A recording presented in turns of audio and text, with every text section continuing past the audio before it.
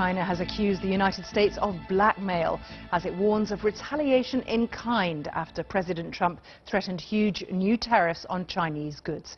Washington now says it'll impose 10% duties on $200 billion worth of imports from China, a major escalation after the two countries announced 25% tariffs on $50 billion worth of each other's goods last Friday. Well, with fears mounting of a full-blown trade war between the world's two largest economies, this was the reaction in Asia. The Shanghai Composite Index tumbled almost 4% to a two-year low. In Hong Kong, the Hang Seng closed down 2.8%, and European stocks followed the Asian markets lower. Our correspondent in Beijing, John Sudworth, has the latest. Just a few weeks ago, there were hopes that a trade war could be averted. But then on Friday came the announcement of the imposition of tariffs on $50 billion worth of Chinese goods. Over the weekend, the Chinese reaction with the announcement of tariffs of their own. And then, of course, came the extraordinary escalation, the threat by Donald Trump that he was going to impose tariffs on a further $200 billion worth of Chinese goods. There will still be those who hope that all of this is negotiating tactics and that eventually a negotiated settlement will be found. But the trouble is this: Washington now appears serious in wanting real systemic policy change from China, a fundamental change to its economic model. It wants the system of joint ventures to be scrapped, whereby US companies are forced to share technology with their Chinese partners. And it wants China to stop the state-backed sponsorship of economic projects that seek market dominance in key sectors of the economy. Made in China 2025, as Beijing calls it. On the other hand, China appears very, very serious in opposing such attempts to get it to change those sorts of practices. And of course, if neither side backs down, then we do indeed appear to be heading for a full-blown trade war. Well, what if neither side does back down? I'm joined by Dr. Yu Ji, who's head of the China Foresight Programme at the London School of Economics. Welcome back to Impact. It's quite soon, isn't it? The date approaching is July the 6th, where this will start to really take hold. Well, we're only 3 weeks away from that date, and obviously China, or the Chinese government, would still wish somehow the Trump administration would offer another negotiation strategy or another negotiation criteria, but obviously the message from Washington DC is very unlikely. So I think the Beijing side is much worried than Trump administration in this case. And Donald Trump is saying of Beijing that he wants the systems to change. You know, he's focusing on the way the Chinese actually run their economy and bankroll their industries. Sure. I think what Trump is really after, or Trump's entire team is after, is on this Made in China 2025 industrial upgrade strategy. So this strategy is basically the Chinese government provides subsidies for the certain high technology innovation sector. And of course, this would put American firms in unfair competition with the Chinese counterparts. And I think Donald Trump believes this is somehow is unfair practices. Yes, Donald Trump says that's cheating, doesn't he? He said it's cheating. He said it's a rape of the U.S. industrial sectors. You know, the language is extremely extreme. But really, I don't think Xi Jinping will offer any concession in here at all. Given his recent interviews at the People's Daily, he said we're determined to insist and to furthering this Made in China 2025. So the two sides are now on the edge, in the brink of the trade war. And if this goes ahead, if there's no pullback on either side, what about the ripple effects on the global economy? Because the World Bank has warned this could be as bad as the impact, the hit of the 2008 recession. Well, this is extremely worrying because we are now realizing we're facing an unreliable state of America, not United States of America. And then obviously the household of a good price will go up, inflation will go up, and the consumption price will go up, and the salary of the is a vicious circle with almost everything entangled, because China, by all means, is a manufacturing hub. So it produces most of the goods we consume every day, and this would potentially... So you think all of us around the world have a reason to worry about this? I think we're extremely worried for all of us, and I think in particular for the European and American consumers, because they are the ones who buy buy the Chinese products the most. I think they are actually as worried as the people in Beijing. In what way could this step down again? Nobody can make any prediction about how Donald Trump think about himself or think about China. And potentially, if China is somehow willing to give up that made in 2020-25, but however, that is unlikely. So I don't really see much of the solutions in here unless the two sides have agreed on a certain criteria of made in 2025, made in China 2025, would somehow loosen and go through the favor of the United States. And that would be a potential criteria they could negotiate. But really, to make the two sides on the same page, now it seems to be futile and very hard. Okay, so we're looking for a lot of skilled negotiations behind the scenes, perhaps. Indeed. Gee, thank you so much for coming in. Thank you. Well, we're going to stay with China because for a leader who never used to travel, this is a very busy diary. The North Korean leader Kim Jong-un is now on his third visit to China since March. We've just got pictures in of his meeting with China's President Xi. You can see a very formal meeting there once again. Just last week, of course, Mr. Kim was in Singapore meeting Donald Trump, pledging to work towards dismantling his state's nuclear program. Now, until that happens, the US is insisting that international sanctions should remain in place against North Korea. But that'll require their continued enforcement by the country with which, of course, Washington's currently engaged in a trade row, Pyongyang's key economic ally, China. These thoughts from the BBC's Stephen McDonnell in Beijing. Kim Jong-un is back in Beijing for a remarkable third trip to China since March. And remember, as far as we know, before that, he hadn't even left the country since becoming the leader of North Korea. So you have to ask, why? Why do Kim Jong-un and Xi Jinping feel the need to sit down again so soon? Don't they have like a secure comms connection or something like that for, well, a phone call? Perhaps these significant times call for face-to-face meetings. And either way, they'd both be pretty happy with the subsequent pausing of South Korea US military drills, something both governments have long called for. What's more, the Chinese government has wanted the world to know about this trip.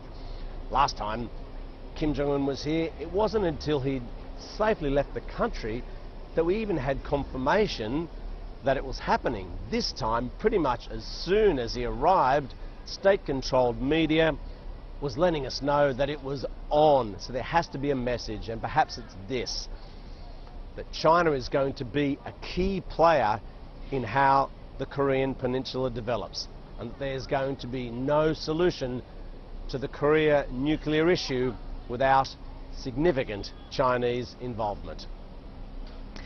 Stephen McDonnell. Let's bring you some of our other news stories now in brief. Indonesian rescue workers are battling stormy weather to try to find survivors from a ferry that sank in Sumatra with at least 80 passengers on board. Emergency crews have already saved 18 people from rough waters on Lake Toba, a popular tourist destination and one of the deepest lakes in the world.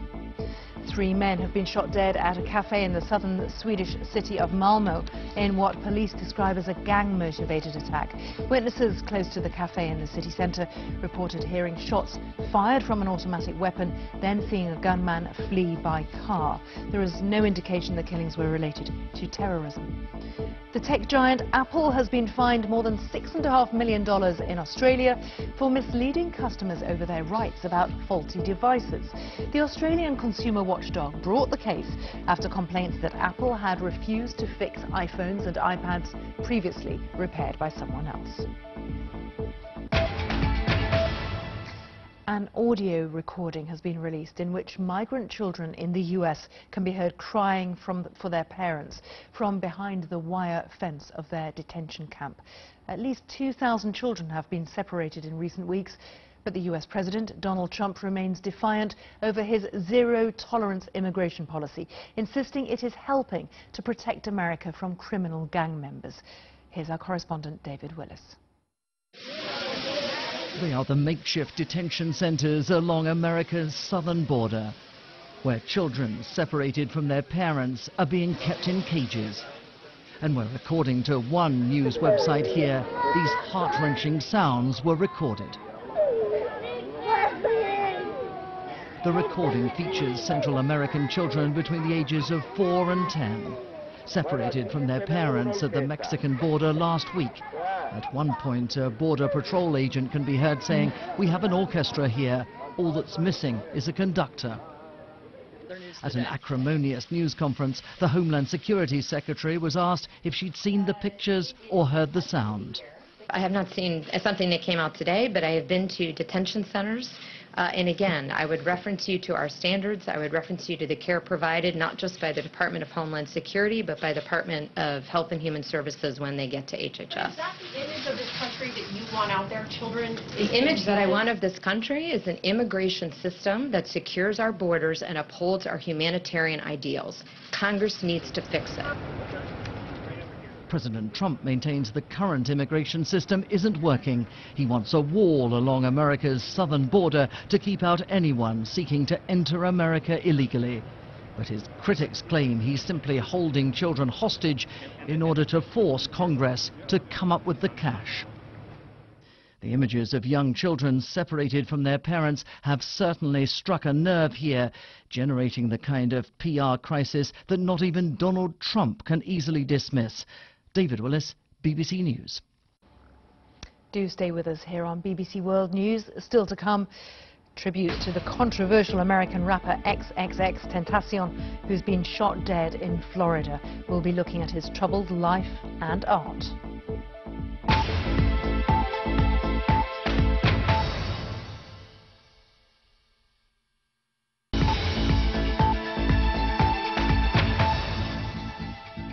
Hello again, I'm Philippa Thomas. You're watching Impact from the BBC.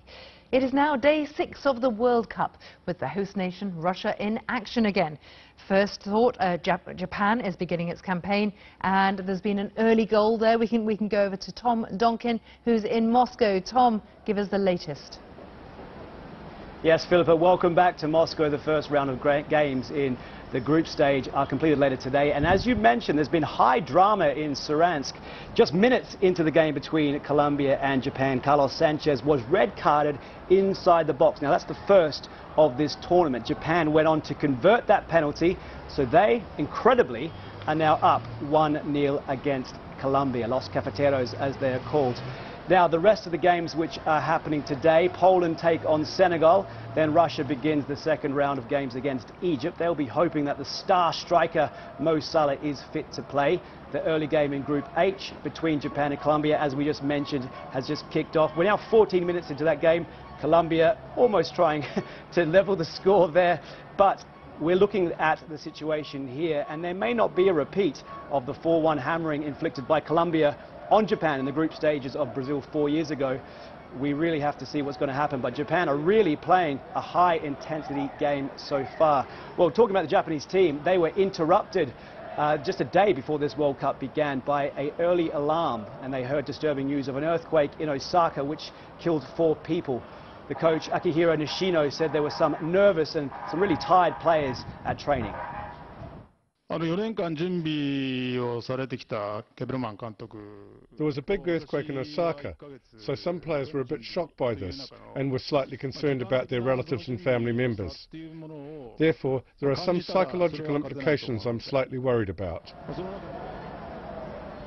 Now, despite their comfortable win over the Blue Samurai in 2014, the Colombia coach, Jose Pekerman, expects more of a challenging time this time around.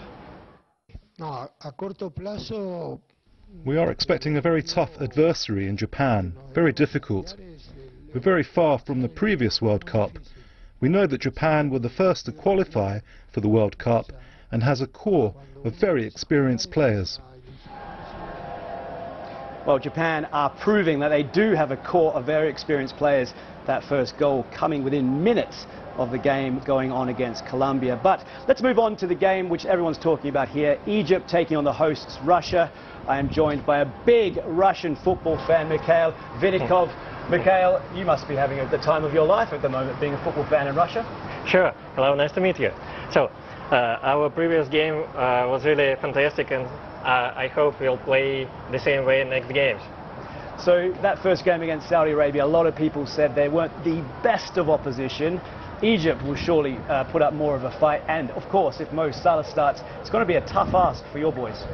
Yeah, in game versus Egypt, I think we have to be very careful with Salah.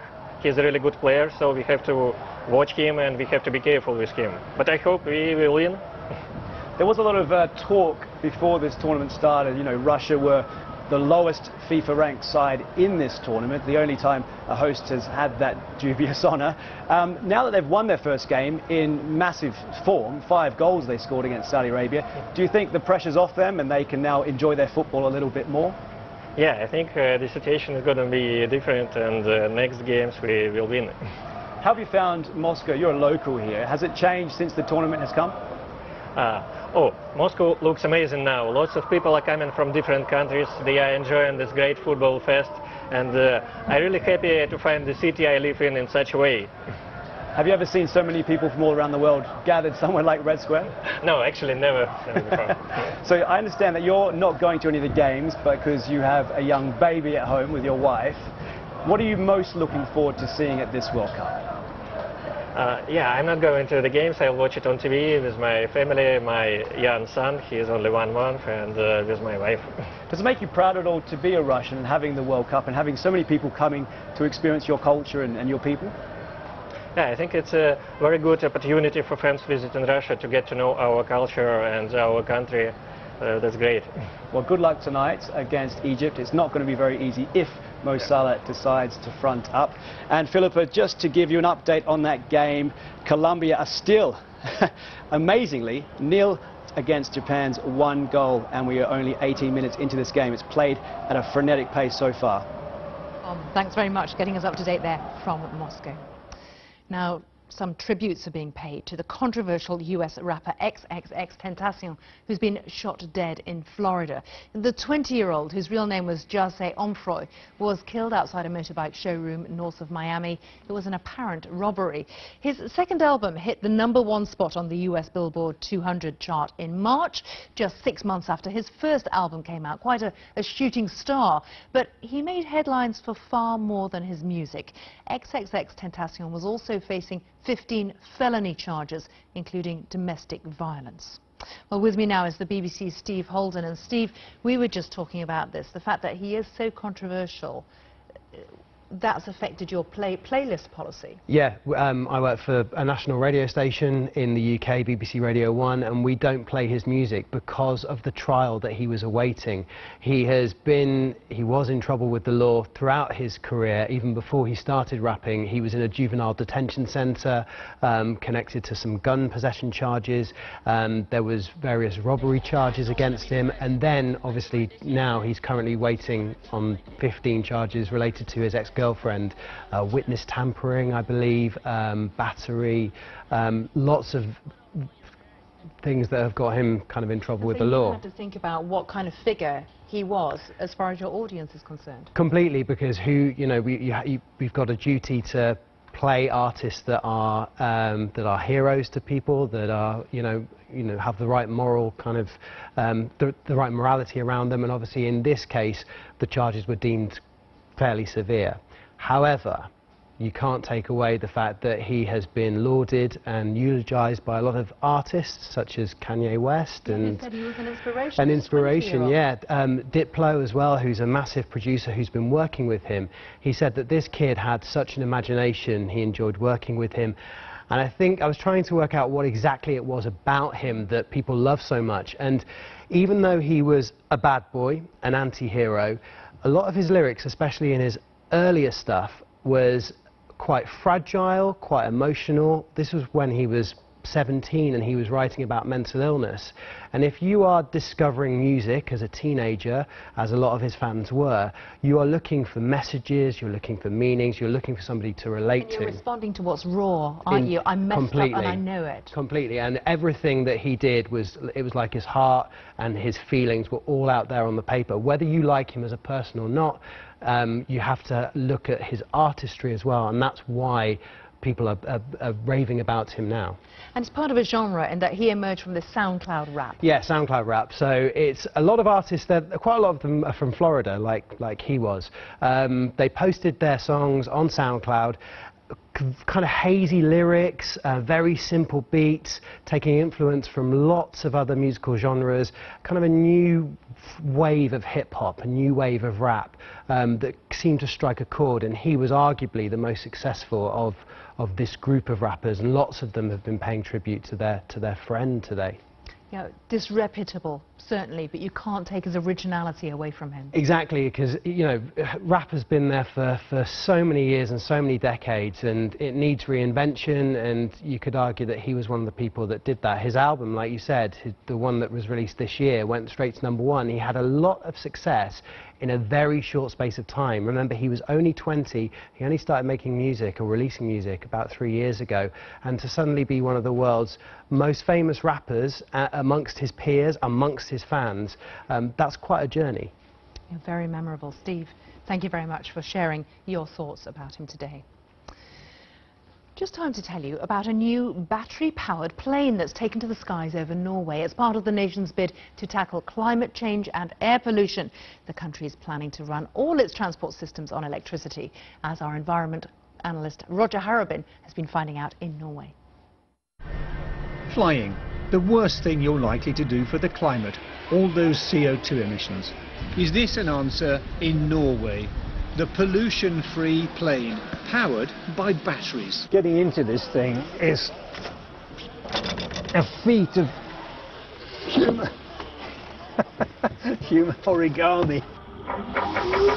She's tiny, but bigger electric planes are coming as technology improves. They're quiet, with no exhaust. Norway aims to have all its short-haul flights battery-powered by 2040. Norway's boats are going electric too as part of the battle against climate change. This battery-powered boat is faster than a normal ferry, with two big advantages. No exhaust, no noise. The batteries are hidden below decks. In future, all Norway's ferries will look like this. Norway's also subsidizing electric cars. Cheaper to buy, to run and to maintain, and it's good for the environment. No conventional cars will be sold in the country after 2025. That's way sooner than the 2040 date proposed by countries like France and the UK. So are Norwegians environmental saints? No, they're not. In winter, they fly long haul for the sun, and they're rich from oil and gas. But the lead Norway's setting on electric transport is creating a real buzz. Roger Harabin, BBC News, Oslo. The world's oldest known Sumatran orangutan has died in an Australian zoo at the age of 62, leaving behind 54 descendants. Puan, described as the grand old lady of Perth Zoo, was euthanized on Monday due to age-related complications. She'd been at the zoo since 1968. She was officially recognized by the Guinness World Records as the oldest of her species, and that honor came in 2016.